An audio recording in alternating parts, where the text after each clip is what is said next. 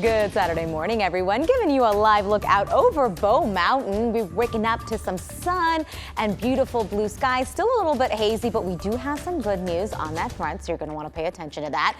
Thanks so much for joining us. I'm Anusha Roy. We have 9 News Weather Impact Team meteorologist Chris Spears with us today. And Chris, we've got a little bit of good news when it comes to kind of clearing up our air.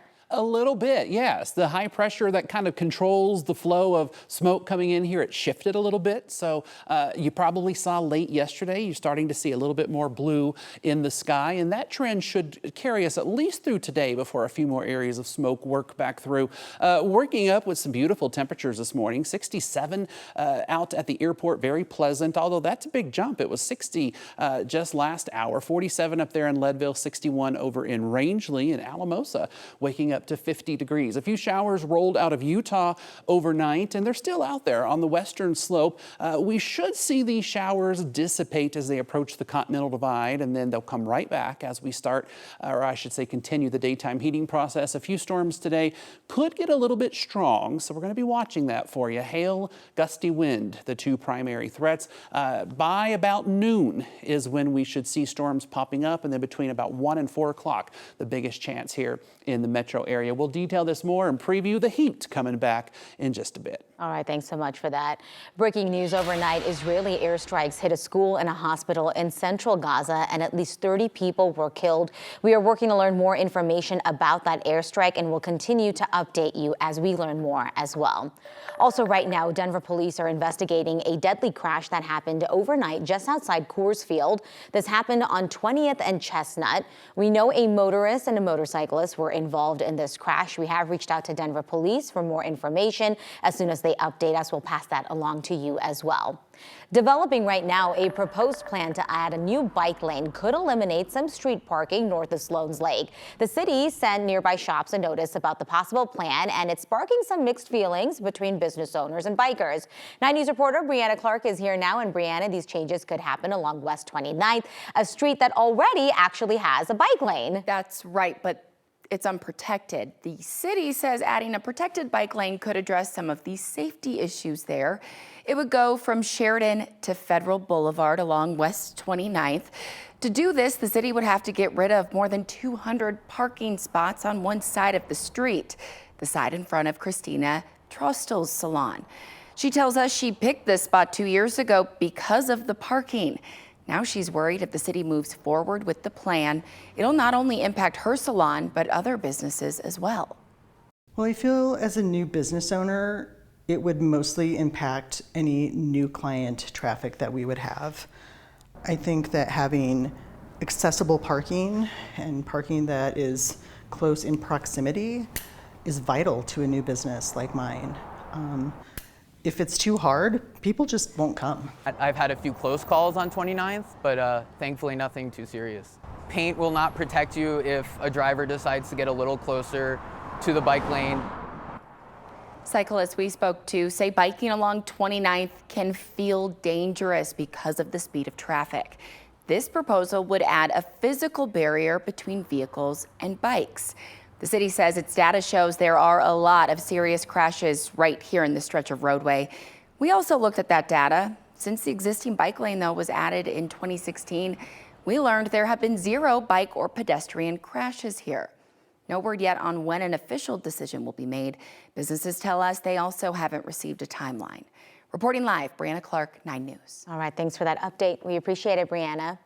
Denver has agreed to settle a lawsuit over the collapse of a program that was meant to help minority and women-owned businesses. 2 years ago, City Council approved $15 million in marijuana tax revenue over 3 years for a fund to help those small businesses. The city worked with a private venture capital firm on that project. That group, called the Demi Fund, then sued the city this year, saying that Denver only provided $6 million of the $15 million that was promised, and then said the city fund was out of money and left the fund on the hook for $800,000 in expenses. City leaders accused the fund of shoddy record keeping, saying that that was the reason it cut off payments.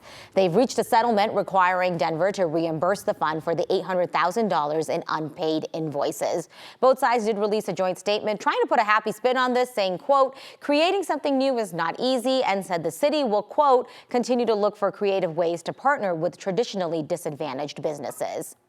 There is some movement in the apartment hunting world that could be impacting prices. A recent report from the Apartment Association of Metro Denver says more than 12,000 units have been added since January 1st. That is a record in the Metro Denver area this year. In a typical year, we see about 6,000 units added. Even though the cost of renting is still going up, the landlord group says the increase in inventory is keeping prices from going even higher.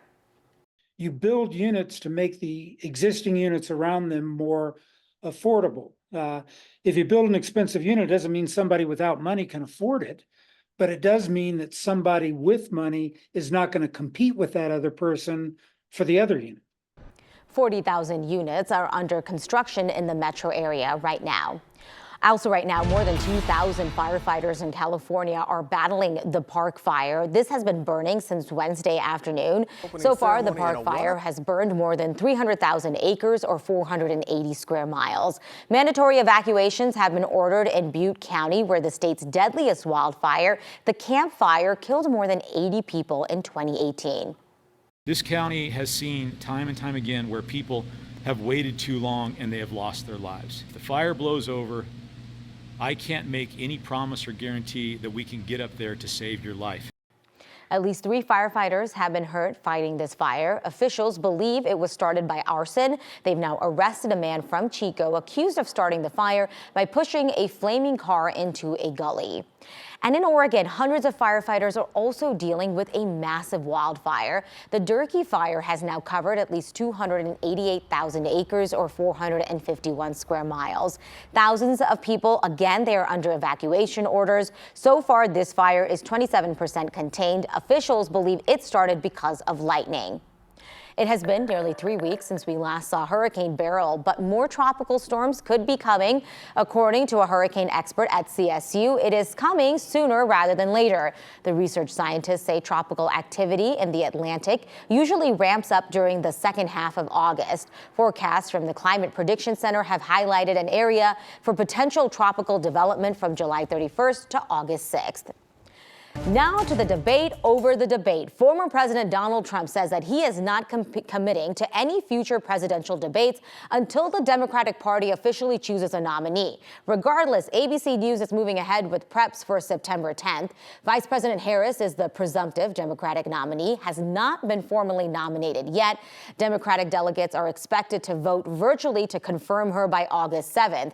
She has also committed to that ABC debate. This week, Trump said that he wants to debate Harris, but has not committed because his initial commitment was to Biden. Meantime, the Justice Department says TikTok could be influencing U.S. elections.